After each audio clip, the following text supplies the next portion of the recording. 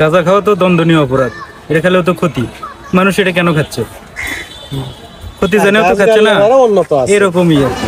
নিষিদ্ধ হয়েছে পরিবেশ বিধ্বংসী ইউক্যালিপটাস গাছ, যার চারা উৎপাদন, রোপণ এবং বিক্রয় সম্পূর্ণ আইনগতভাবে নিষিদ্ধ। তথাপি দেদারসে চলছে এই ইউক্যালিপটাস গাছের চারা বিক্রয়। দর্শক মণ্ডলী, আজকে আমরা এসেছি বগুড়া জেলার ধুনট উপজেলার উপজেলা গেট সংলগ্ন ধুনটের হাটের চারা বিক্রয় কেন্দ্রে, যেখানে বিক্রেতারা এই ইউক্যালিপটাস গাছের চারা বিক্রয় করছে। কেন তারা এই গাছের চারা বিক্রয় করছে এবং কেন ক্রেতারা সহজ ইচ্ছা ভারে এই গাছগুলো কিনছে, শুনবে এবার তাদের কাছ থেকে। এই গাছটা যে পরিবেশের ব্যাপক পরিমাণ ক্ষতি করে, এটা কি আপনারা জানেন? জানি না। এটা সরকারিভাবে এই গাছটা লাগানো নিষেধ করে দিয়েছে, তারপরেও আপনারা এই গাছটা কেন কিনছেন?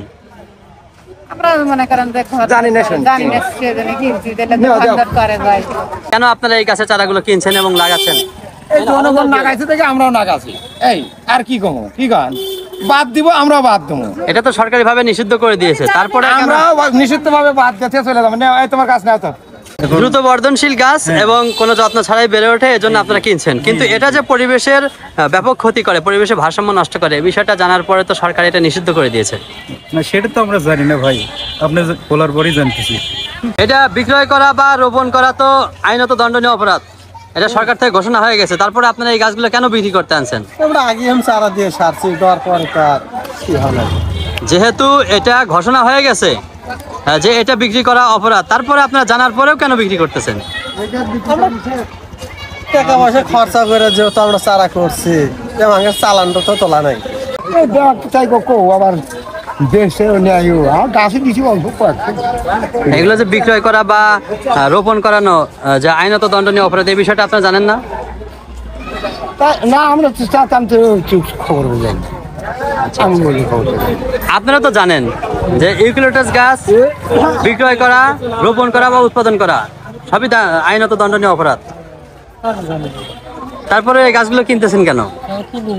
হ্যাঁ, গাছগুলো বিক্রি করছেন, তারপরে বলতেছেন আপনার কাছে নাই। এই গাছগুলো তো আপনি বিক্রি করছেন, তো তাহলে আপনি বিক্রি করতেছেন জানা শোনার পরে কেন বিক্রি করতেছেন? আমার আসলে আবার নাই, আপনি জানা শুনে এই গাছগুলো কেন বিক্রি করতেছেন, এটা আমাদের বলেন। না, এটা বলেন।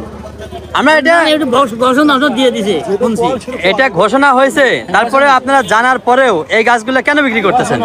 আমরা জানি, জানার পরে কেন বিক্রি করতেছেন? ওটা বুঝে আর ধরবো আমার যে দিছে না। এখন যদি সরকারের পদক্ষেপ নেয়, আমরা আর ইউক্যালিপটাস চারা করবো না।